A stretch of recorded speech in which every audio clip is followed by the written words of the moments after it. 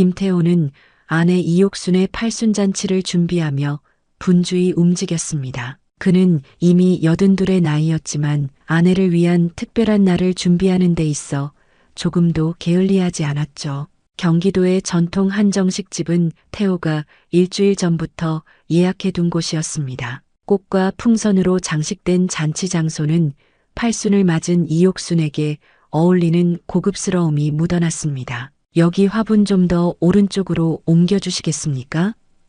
태호는 식당 직원에게 부탁하며 테이블 배치를 꼼꼼히 확인했습니다. 그의 하얀 머리카락은 깔끔하게 빗어 넘겨져 있었고 단정한 네이비 색상의 양복은 그의 위험 있는 모습을 더욱 돋보이게 했습니다. 옥수는 남편의 부지런한 모습을 바라보며 미소를 지었습니다. 은은한 분홍빛 한복을 입은 그녀의 얼굴에는 세월의 흔적이 고스란히 담겨 있었지만 그 미소만큼은 여전히 따뜻했습니다. 여보, 너무 신경 쓰지 마세요. 이 정도면 충분해요. 옥순의 말에도 태호는 여전히 테이블 위 꽃장식을 만지작거렸습니다. 당신 팔순인데 어떻게 대충 할 수 있겠소? 우리 아들들과 며느리, 손주들까지 다 모이는 자리니까 완벽해야지. 태호의 목소리에는 설렘과 기대가 가득했습니다. 태호는 자리에 앉아 식순이 적힌 종이를 다시 한번 확인했습니다. 손이 약간 떨리는 것을 감추려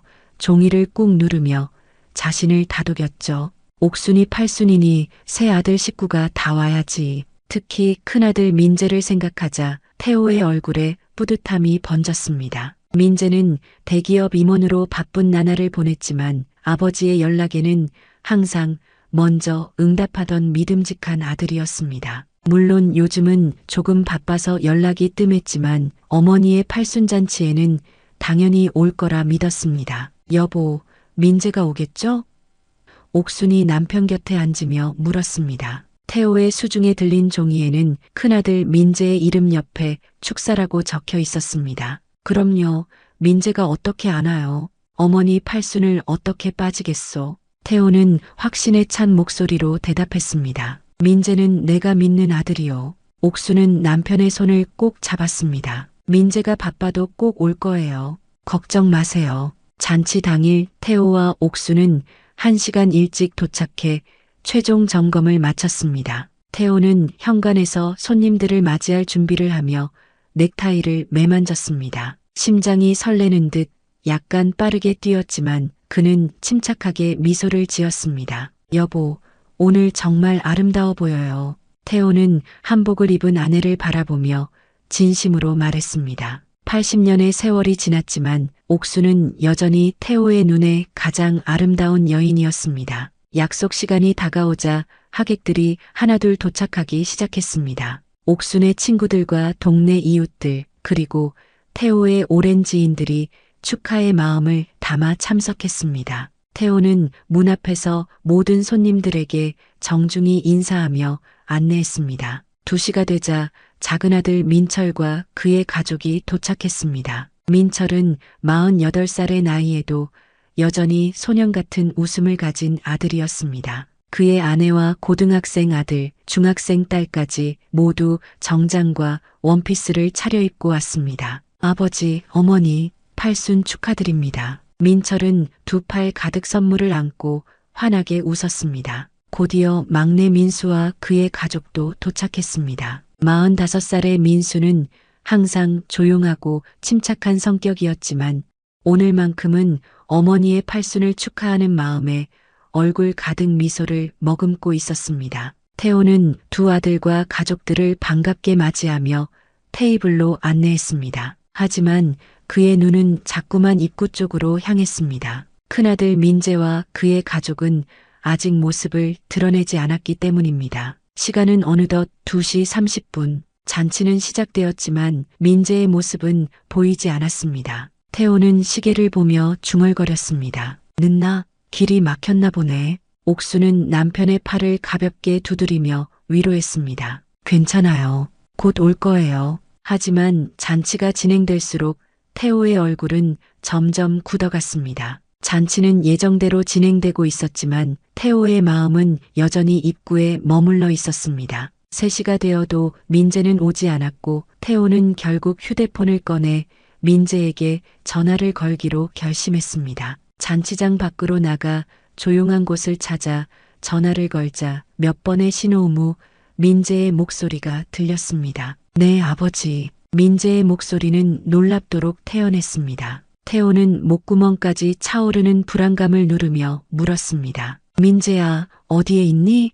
다들 기다리고 있단다. 어머니 팔순잔치 시작한 지 1시간이 넘었어. 잠시 침묵이 흐른 후 민재의 대답이 들려왔습니다. 아버지, 누가 요즘 팔순잔치를 해요? 저희 지금 유럽 여행 중이에요. 귀국하면 연락드릴게요. 태호는 그 자리에서 얼어붙었습니다. 귀를 의심했습니다. 아들이 무슨 말을 하는 건지 이해할 수 없었죠. 민재야, 무슨 소리니? 어머니 팔순잔치라고 1달 전부터 얘기했잖니. 내가 축사도 하기로 했었잖아. 아, 그랬었나요? 민재의 목소리에는 조금의 미안함도 없었습니다. 제가 일이 많아서 깜빡했네요. 어머니께 축하한다고 전해주세요. 저는 이번 여행이 오래전부터 계획됐던 거라서요.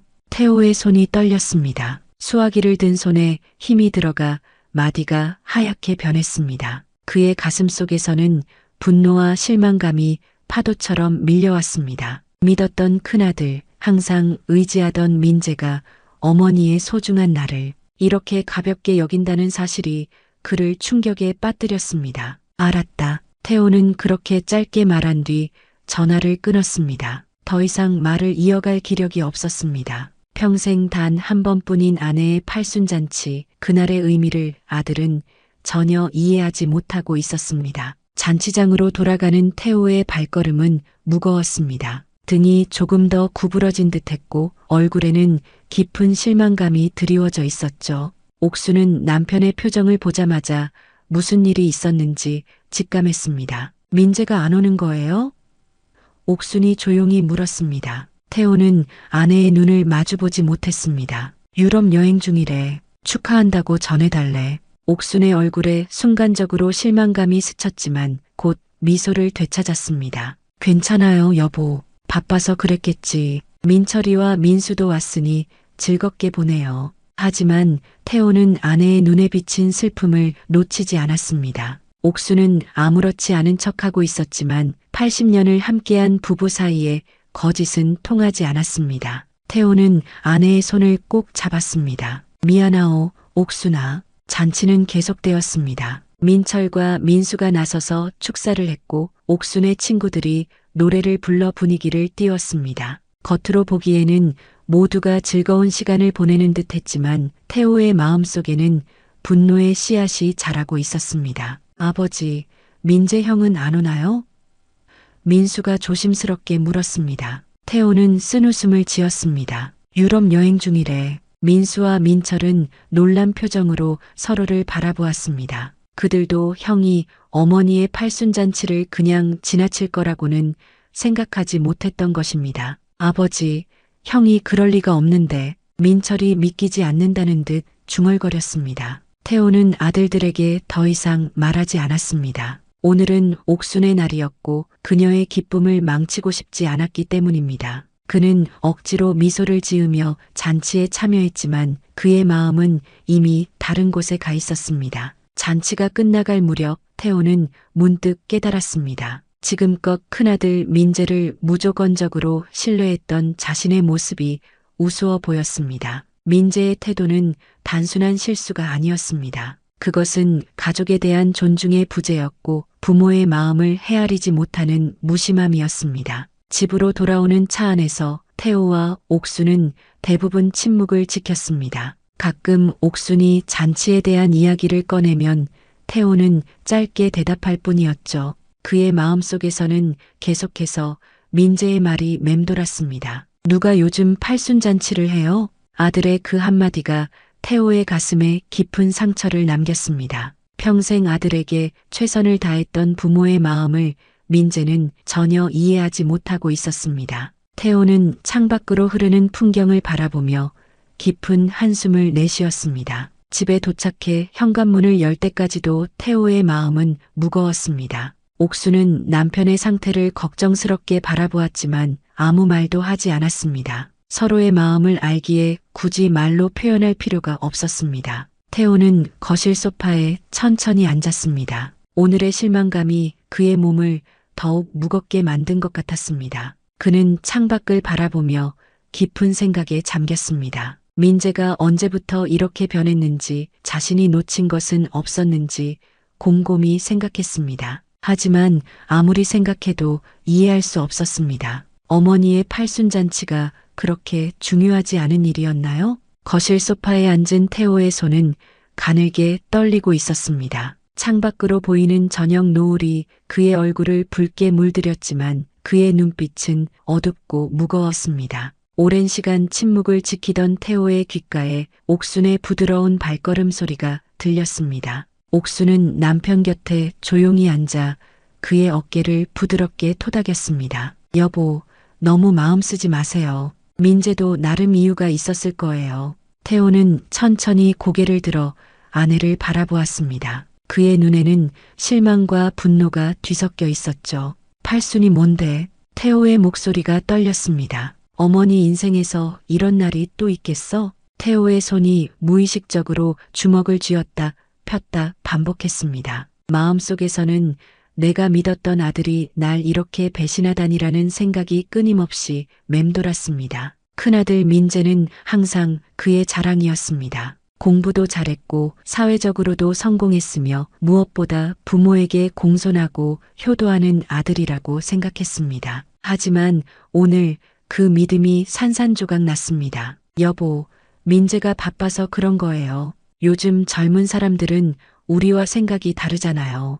옥순이 남편을 달래려 했지만 태호의 마음은 이미 굳어져 있었습니다. 바쁘다고? 유럽 여행 갈 시간은 있으면서 어머니 팔순잔치에 올 시간은 없다고?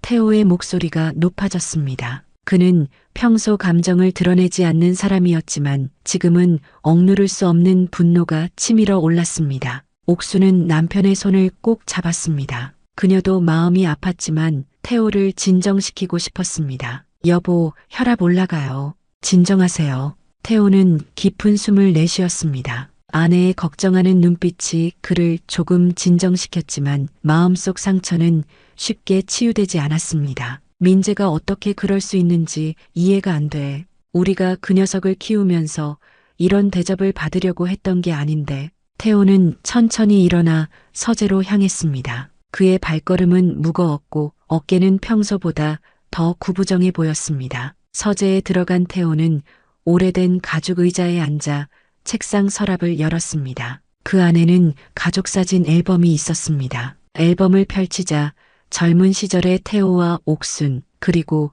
새 아들의 모습이 보였습니다. 태호는 민재가 대학교 입학식 날 찍은 사진을 오랫동안 바라보았습니다. 그때 민재의 얼굴에는 순수한 기쁨과 부모에 대한 감사함이 담겨 있었습니다. 언제부터 아들이 이렇게 변한 걸까요? 밤이 깊어갔지만 태호는 잠을 이루지 못했습니다. 옆에서는 옥순이 잔잔한 숨소리를 내며 자고 있었지만 그는 천장을 바라보며 뒤척였습니다. 민재의 무심한 말투, 누가 요즘 팔순잔치를 해요?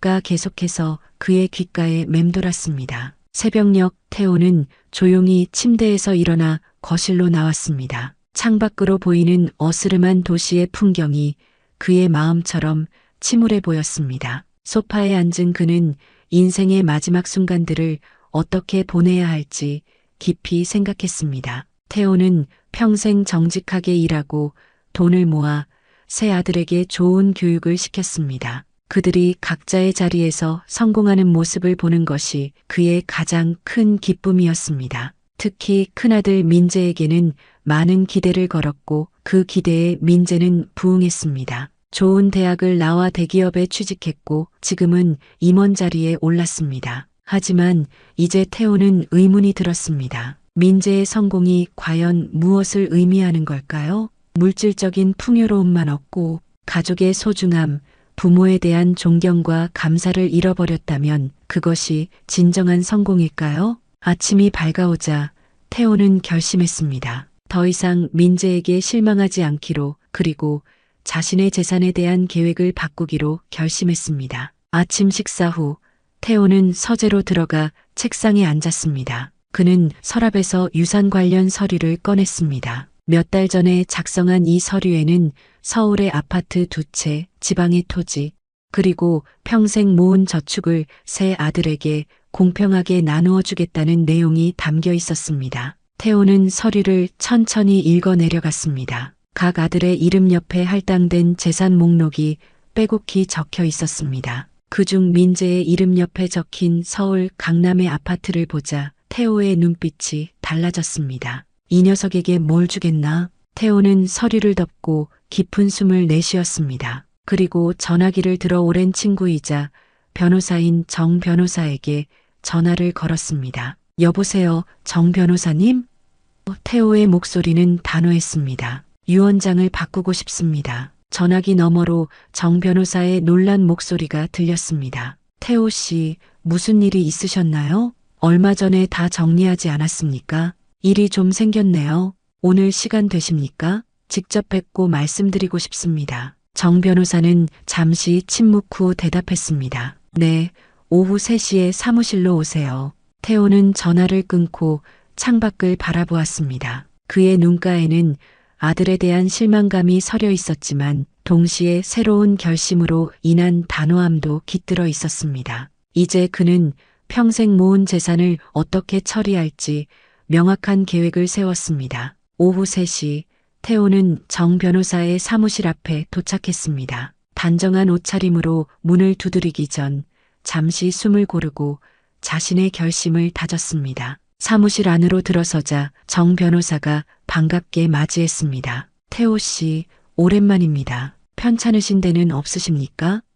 정 변호사는 그의 오랜 친구이자 의뢰인을 걱정스러운 눈빛으로 바라보았습니다. 태호는 가볍게 고개를 저었습니다. 몸은 괜찮습니다. 마음이 좀 복잡해서요. 두 사람은 테이블에 마주 앉았고 정 변호사는 커피를 내왔습니다. 무슨 일이 있었는지 말씀해 주시겠습니까? 전화로는 유언장을 바꾸고 싶다고 하셨는데 태호는 잠시 침묵했다가 천천히 이야기를 시작했습니다. 어제 있었던 옥순의 팔순잔치와 민재의 불참, 그리고 그가 느꼈던 깊은 배신감까지 모두 털어놓았습니다. 정 변호사님, 아들이 저를 이렇게 실망시킬 줄은 몰랐습니다. 평생 모은 재산을 그런 아들에게 물려주고 싶지 않네요. 태호의 목소리에는 결연함이 묻어났습니다. 정 변호사는 깊은 한숨을 내쉬었습니다. 이해합니다. 태호 씨. 하지만 너무 감정적으로 결정하지 마세요.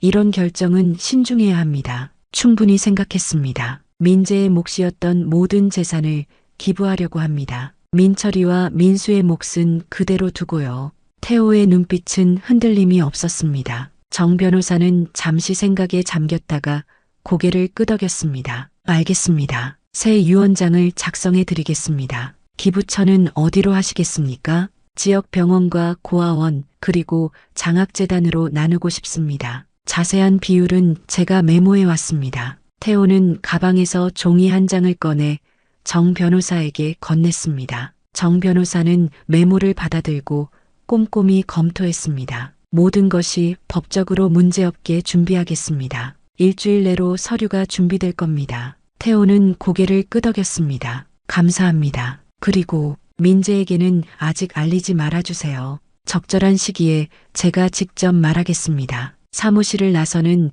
태호의 발걸음은 오히려 가벼워진 듯 했습니다. 마음속에 무거운 짐을 내려놓은 듯한 해방감이 느껴졌습니다. 집으로 돌아가는 길에 태호는 문득 공원에 들렀습니다. 저녁 노을이 드리운 공원 벤치에 앉아 주변의 풍경을 바라보았습니다. 아이들이 뛰어노는 모습, 노부부가 손을 잡고 산책하는 모습, 젊은 부모가 아기를 안고 걷는 모습, 이 모든 일상적인 풍경들이 태호에게는 무척 소중하게 다가왔습니다. 가족의 의미, 세대 간의 연결, 그리고 서로에 대한 존중이 이런 평범한 일상 속에 담겨 있다는 것을 다시금 깨달았습니다. 집에 돌아온 태호는 옥순에게 자신의 결정을 말하지 않았습니다. 아직은 때가 아니라고 생각했기 때문입니다. 옥수는 남편의 표정이 한결 편안해진 것을 보고 안도했지만 무슨 일이 있었는지 묻지는 않았습니다. 오랜 세월을 함께한 부부의 이해와 배려였습니다.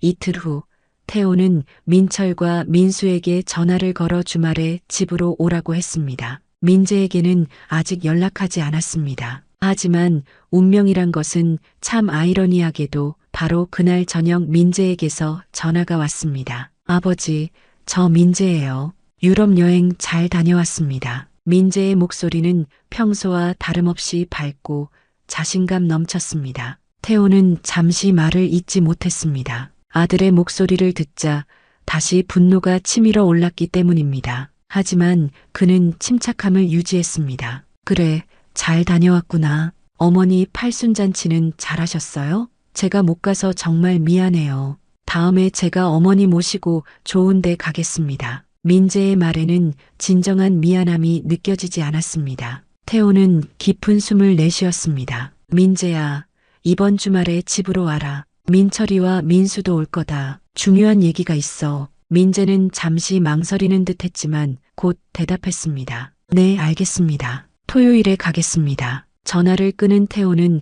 거실 소파에 깊이 몸을 묻었습니다. 이제 모든 준비가 끝났습니다. 주말이 되면 새 아들에게 자신의 결정을 알릴 것입니다. 민재가 어떤 반응을 보일지 궁금했지만 그것이 태호의 결심을 바꾸지는 못할 것입니다. 일주일이 빠르게 흘러갔고 토요일 아침이 밝았습니다. 태호는 평소보다 일찍 일어나 창밖을 바라보았습니다. 맑고 푸른 하늘이 그를 반겼습니다. 그는 오늘의 중요성을 알기에 특별히 정성을 들여 옷을 골랐습니다. 단정한 셔츠와 바지를 입고 오랜만에 넥타이까지 메었습니다. 옥수는 남편의 특별한 차림새를 보고 물었습니다. 여보, 오늘 무슨 특별한 일이 있나요? 아이들이 온다고 이렇게 차려입으셨네요. 태호는 미소를 지으며 대답했습니다. 중요한 이야기가 있어서요. 곧 알게 될 거예요. 옥수는 더 묻지 않고 부엌으로 향했습니다. 아들들이 오는 날이니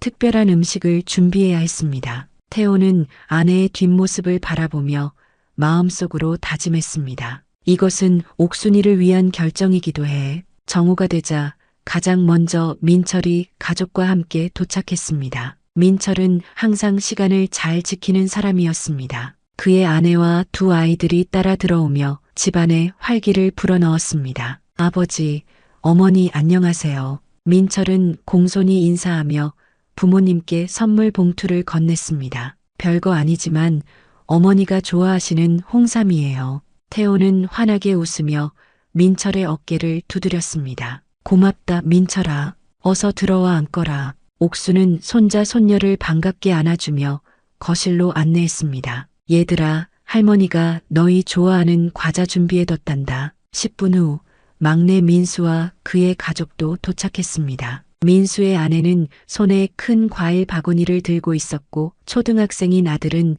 할아버지에게 달려가 안겼습니다. 할아버지, 오랜만이에요. 태호의 얼굴에 환한 미소가 번졌습니다. 손자의 순수한 애정이 그의 마음을 따뜻하게 했습니다. 온 가족이 거실에 모여 담소를 나누고 있을 때 현관 초인종이 울렸습니다. 아마 민재일 거예요. 옥순이 말하며 현관으로 향했습니다. 문이 열리고 민재가 홀로 들어왔습니다. 그의 아내와 아이들은 함께 오지 않았습니다. 민재는 여전히 자신감 넘치는 모습으로 들어섰고 가벼운 인사를 건넸습니다. 어머니, 아버지, 잘 지내셨어요? 가족들은 각자 일이 있어서 못 왔습니다. 민재는 마치 팔순잔치에 불참한 것이 큰 문제가 아닌 것처럼 행동했습니다. 태호는 깊은 숨을 들이마시며 감정을 억눌렀습니다. 들어오너라, 민재야. 곧 식사하자. 식사 시간은 겉으로 보기에 평화로웠습니다. 옥순이 정성껏 준비한 음식들이 테이블 위에 가득했고 가족들은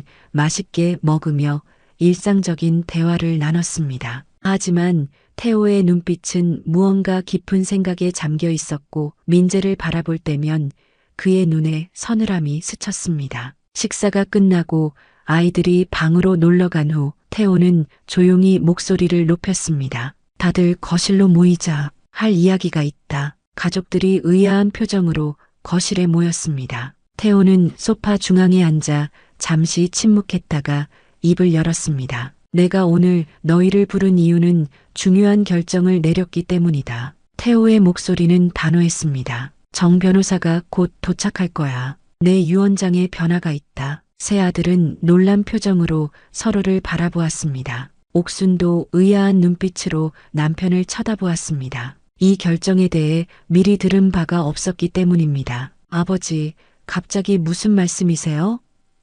민수가 조심스럽게 물었습니다. 태호는 대답하지 않고 정 변호사가 도착하기를 기다렸습니다. 거실은 무거운 침묵으로 가득 찼습니다. 민철은 불안한 눈빛으로 아버지를 보았고 민수는 손가락을 꼼지락거리며 긴장한 모습이었습니다. 반면 민재는 여전히 여유로운 표정을 지으며 아버지, 갑자기 왜 그러세요? 여행 잘 다녀왔어요 라며 웃었습니다. 태호는 민재의 웃음을 보며 속으로 분노가 치밀었지만 겉으로는 차분함을 유지했습니다. 오늘 중요한 얘기를 하려고 불렀다. 10분 후 정 변호사가 도착했습니다. 그는 태호와 간단히 인사를 나누고 서류가 든 가방을 들고 거실로 들어왔습니다. 안녕하세요, 여러분. 정 변호사가 정중히 인사했습니다. 오늘 중요한 자리에 함께하게 되어 영광입니다. 정 변호사는 태호의 옆에 앉아 가방에서 서류를 꺼냈습니다. 태호가 고개를 끄덕이자 정 변호사는 목을 가다듬고 서류를 펼쳤습니다. 김태호님의 유언장입니다. 민재 씨 몫은 전액사회에 기부되며 민철 씨와 민수 씨가 재산을 공평히 나눕니다. 그 말이 끝나기가 무섭게 민재는 자리에서 벌떡 일어났습니다. 그의 얼굴은 순식간에 붉게 달아올랐고 눈은 믿을 수 없다는 표정으로 커졌습니다. 아버지, 이게 무슨 소리예요? 터무니없잖아요. 민재의 목소리가 거실에 울려 퍼졌습니다. 태호는 눈을 똑바로 마주하며 단호히 말했습니다. 내가 어머니 팔순을 무시한 대가다. 가족을 저버린 놈에게 내 재산은 한 푼도 없다. 민철과 민수는 놀라 말을 잇지 못했습니다. 두 사람 모두 아버지의 결정이 너무 갑작스럽고 극단적이라고 느꼈지만 감히 말을 꺼낼 수 없었습니다. 아버지, 저더러 가족을 저버렸다고요? 그냥 팔순잔치 하나 못 간 것뿐인데 왜 이러세요? 민재는 이해할 수 없다는 듯 소리쳤습니다. 태호는 천천히 일어섰습니다. 그의 나이에도 불구하고 그 모습은 위엄이 있었습니다. 그냥 팔순잔치? 내 어머니 평생에 한 번뿐인 팔순을 그냥이라고 말하다니. 넌 정말 가족의 의미를 모르는구나. 옥수는 남편의 팔을 잡았습니다. 여보, 진정하세요. 민재도 나름 이유가 있었을 거예요. 하지만 태호는 이미 결심을 굳혔습니다. 정 변호사님, 계속해 주세요. 정 변호사는 불편한 기색을 감추지 못하며 서류를 계속 읽어내려갔습니다. 민재 씨의 몫이었던 강남 아파트와 저축금 5억 원은 지역 아동센터와 노인복지관 그리고 장학재단에 기부됩니다. 민철 씨는 분당 아파트와 저축금 3억 원을, 민수 씨는 일산 아파트와 저축금 3억 원을 상속받게 됩니다. 민재의 얼굴이 창백해졌습니다. 그는 자리에 털썩 주저앉았습니다. 아버지, 이건 너무하잖아요. 저도 아버지 아들이에요. 저도 아버지 아들이에요. 민재의 말을 들은 태호의 눈에 깊은 실망감이 어렸습니다. 그는 한숨을 내쉬며 천천히 고개를 저었습니다. 아들이라면 부모의 마음을 헤아릴 줄도 알아야지. 태호의 목소리는 낮았지만 단호했습니다. 너는 지금도 이해하지 못하고 있구나. 문제는 재산이 아니라 내 마음가짐이다. 거실은 무거운 침묵으로 가득 찼습니다. 민철과 민수는 어색한 분위기에 움츠러들었고 옥수는 걱정스러운 눈빛으로 남편과 큰아들을 번갈아 바라보았습니다. 정 변호사는 가방에 서류를 다시 넣으며 조심스럽게 말했습니다. 김 회장님, 이 유언장은 법적으로 완벽하게 유효합니다. 만약 변경하실 생각이 있으시다면 언제든지 연락 주십시오. 태호는 고개를 끄덕였습니다. 감사합니다. 변호사님, 변경할 일은 없을 겁니다. 민재는 자리에서 일어나 아버지 앞으로 다가갔습니다. 그의 얼굴에는 처음으로 불안감이 묻어났습니다. 아버지, 제가 잘못했어요. 어머니 팔순잔치를 가볍게 여긴 건 정말 실수였습니다. 하지만 이렇게 갑자기 모든 것을 빼앗는 건 너무하잖아요. 한 번만 용서해 주세요. 민재의 말에 민철이 조심스럽게 끼어들었습니다. 형, 팔순잔치가 그렇게 중요한 줄 몰랐어요? 어머니께서 얼마나 기다리셨는지 아세요? 형이 너무 심했어요. 민수도 한숨을 쉬며 고개를 끄덕였습니다. 그는 평소 말이 적은 성격이었지만 이번만큼은 형의 행동이 이해가 되지 않았습니다. 민재는 갑자기 무릎을 꿇었습니다. 그의 눈에는 후회와 절박함이 가득했습니다. 아버지, 제발이요. 제가 다시는 이런 실수하지 않겠습니다. 어머니께도 진심으로 사과드립니다.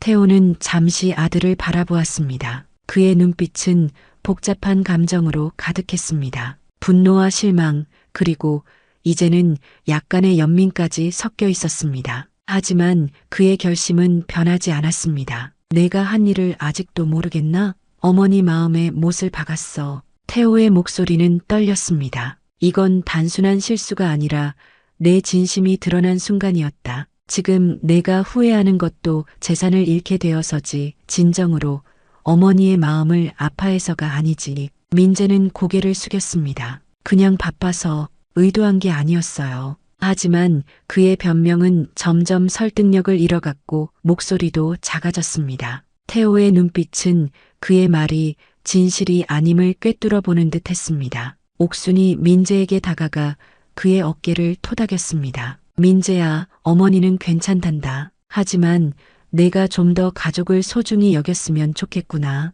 민재는 어머니의 손을 잡았습니다. 어머니, 정말 죄송합니다. 제가 너무 자기 일에만 빠져 있었어요. 태호는 창밖을 바라보며 깊은 생각에 잠겼습니다. 그는 평생 세 아들을 키우며 최선을 다했습니다. 좋은 교육을 시키고 물질적으로 부족함 없이 자라도록 했습니다. 특히 큰아들 민재는 항상 자랑스러웠고 그의 성공을 누구보다 기뻐했습니다. 하지만 이제 태호는 자신이 무엇을 놓쳤는지 깨닫고 있었습니다. 물질적 성공 뒤에 숨겨진 마음의 빈곤, 가족의 소중함을 잊은 아들의 모습이 너무도 아팠습니다. 정 변호사가 자리에서 일어났습니다. 이만 가보겠습니다. 가족 간의 대화가 필요한 시간인 것 같네요. 태호는 정 변호사를 배웅하며 문 밖까지 따라 나갔습니다. 오늘 와주셔서 감사합니다. 문이 닫히고 태호는 잠시 현관에 서서 깊은 숨을 내쉬었습니다.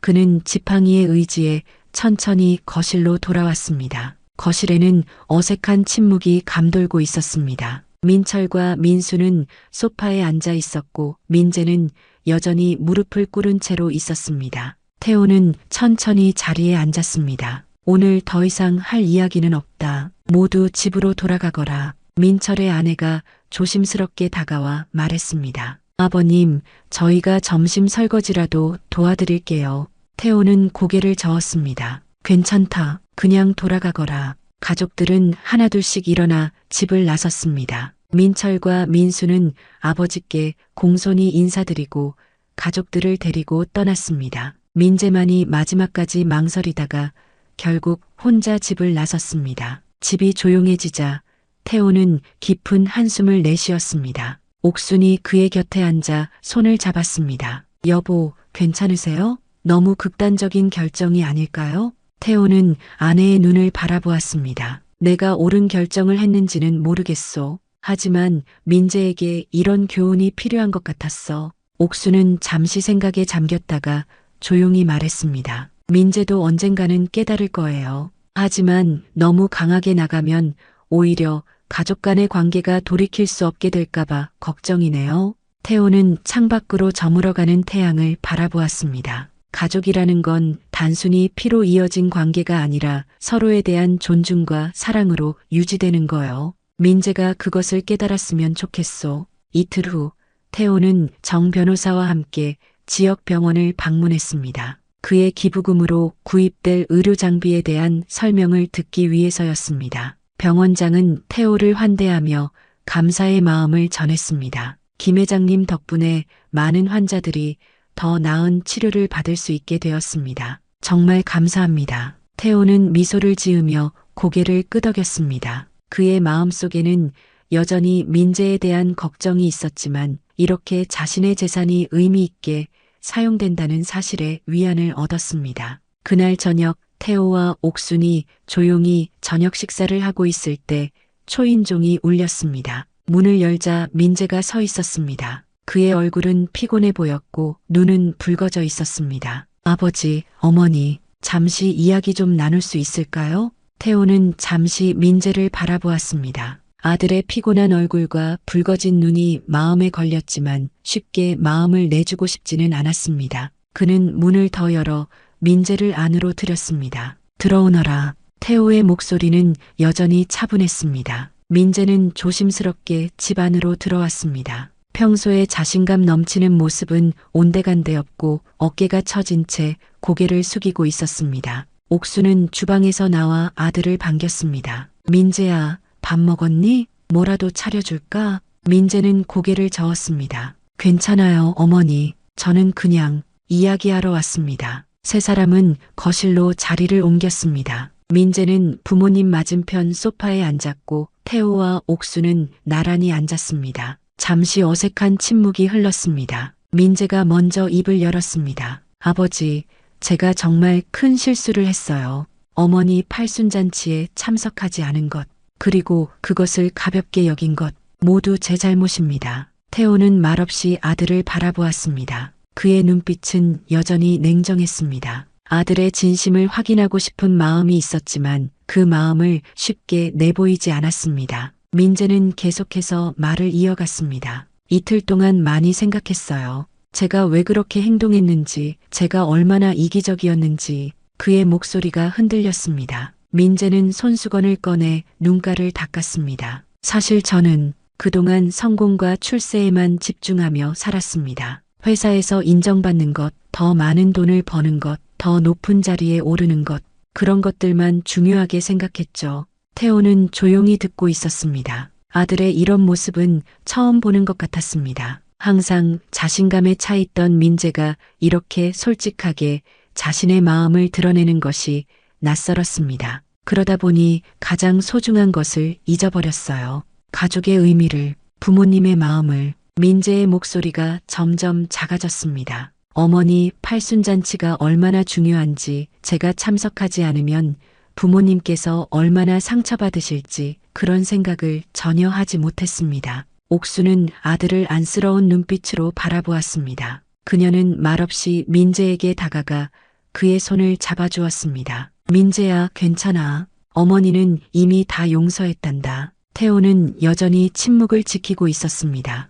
그의 단단한 마음은 쉽게 풀리지 않았습니다. 민재는 고개를 들어 아버지를 바라보았습니다. 아버지, 저는 재산 때문에 온 게 아닙니다. 솔직히 말해서 처음에는 재산 문제로 충격을 받았어요. 하지만 이틀 동안 많은 생각을 했습니다. 제가 정말로 잃은 것은 재산이 아니라 부모님의 신뢰와 사랑이라는 것을 깨달았어요. 민재는 정말로 소파에서 일어나 부모님 앞에 무릎을 꿇었습니다. 저를 용서해 주세요. 제가 다시는 가족의 중요성을 잊지 않겠습니다. 재산은 상관없습니다. 그냥 저를 아들로 다시 봐주세요. 민재의 눈에서 눈물이 흘러내렸습니다. 40이 넘은 사업가의 얼굴에 눈물이 흐르는 모습은 어색하기도 했지만 그만큼 진심이 느껴졌습니다. 태호는 천천히 일어나 창가로 걸어갔습니다. 그는 짙어가는 저녁 노을을 바라보며 깊은 생각에 잠겼습니다. 자식에 대한 분노와 실망이 여전히 그의 마음을 채우고 있었습니다. 민재야,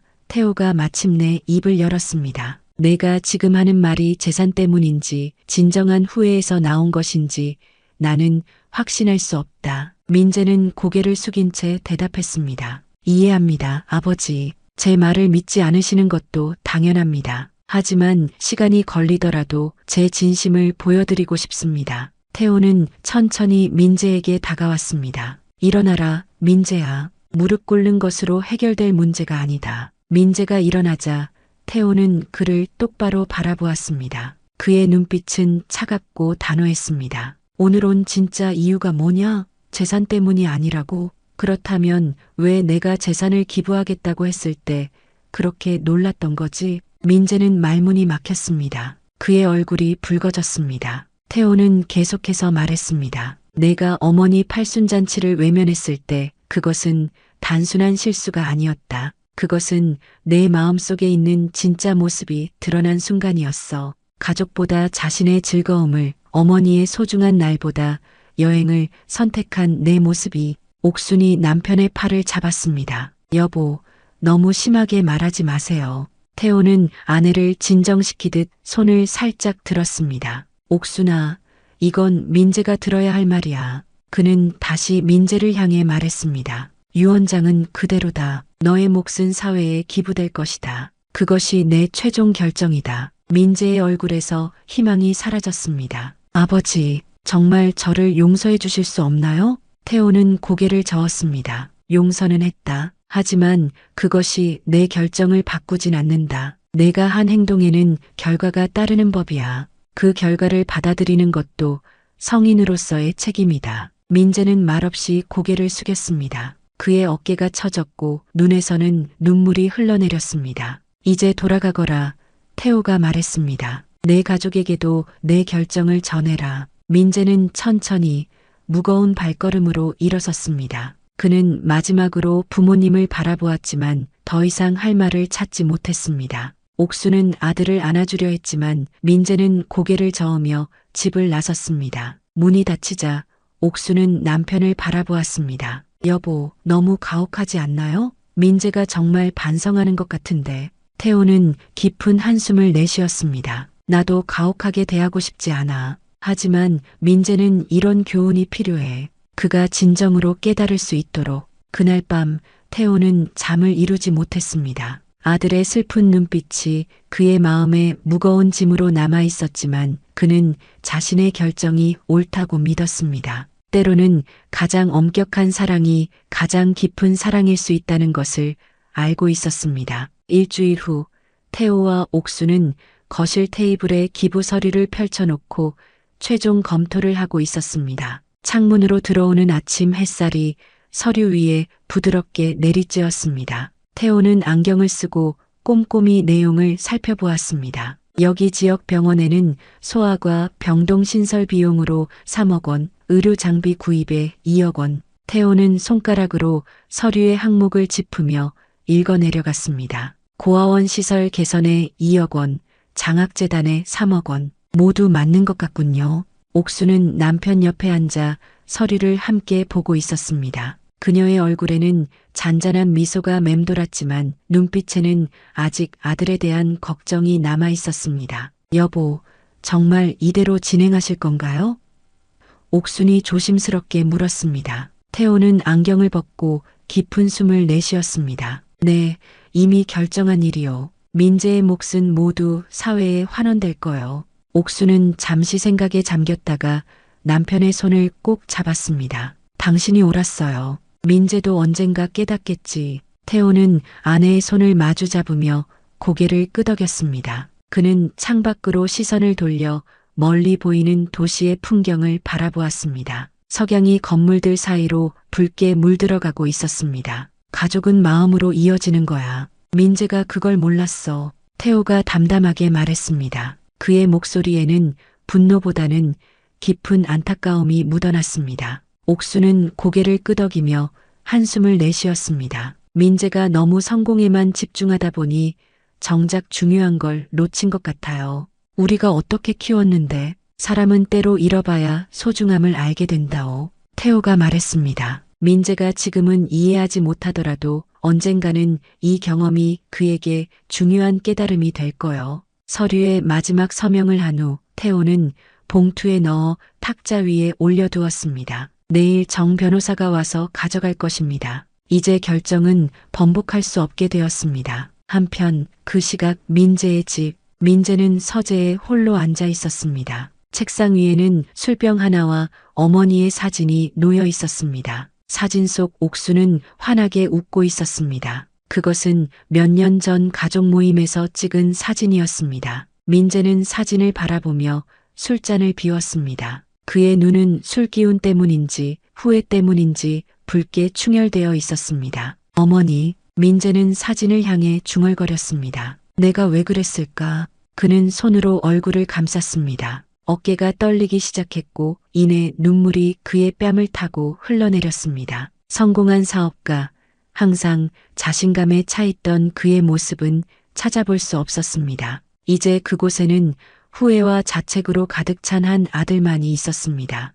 팔순잔치, 어머니 인생에 단 한 번뿐인 날인데 민재는 흐느끼며 중얼거렸습니다. 내가 어떻게 그런 생각을, 어떻게 그런 말을. 민재의 손이 떨리는 가운데 그는 서랍에서 달력을 꺼냈습니다. 그날의 일정을 다시 확인해 보았습니다. 유럽 여행이라고 적힌 일정 옆에 어머니 팔순이라는 메모가 작게 적혀 있었습니다. 그는 그 메모를 보며 더욱 괴로워했습니다. 알고 있었으면서도 무시했던 것입니다. 아버지가 오르셨어. 난 정말 이기적이었어. 민재는 달력을 내려놓으며 깊은 한숨을 내쉬었습니다. 창밖으로 어둠이 깊어가는 가운데 민재는 홀로 자신의 실수와 마주하고 있었습니다. 재산을 잃은 것보다 더 큰 상실감이 그를 짓눌렀습니다. 가족의 신뢰, 부모님의 사랑, 그리고 그 무엇보다 자신의 인간성에 대한 실망이 그를 괴롭혔습니다. 다음 날 오전, 태호는 정 변호사와 함께 지역 병원을 방문했습니다. 병원장이 두 사람을 환대하며 새로 구입될 의료 장비가 있는 소아과 병동으로 안내했습니다. 김 회장님의 기부 덕분에 우리 병원은 최신 소아 의료 장비를 갖추게 되었습니다. 이 장비들은 많은 아이들의 생명을 구하는데 큰 도움이 될 겁니다. 병원장은 감사의 마음을 전했습니다. 태호는 최신 의료 장비들을 바라보았습니다. 그의 얼굴에 잔잔한 미소가 번졌습니다. 이게 더 가치 있다. 정 변호사는 태호의 어깨를 토닥였습니다. 훌륭한 결정을 하셨습니다. 김 회장님, 많은 사람들에게 희망을 주실 겁니다. 태호는 천천히 고개를 끄덕였습니다. 그의 마음속에는 여전히 아들에 대한 걱정과 안타까움이 자리하고 있었지만 지금 이 순간만큼은 자신의 재산이 의미 있게 쓰인다는 사실에 평온함을 느꼈습니다.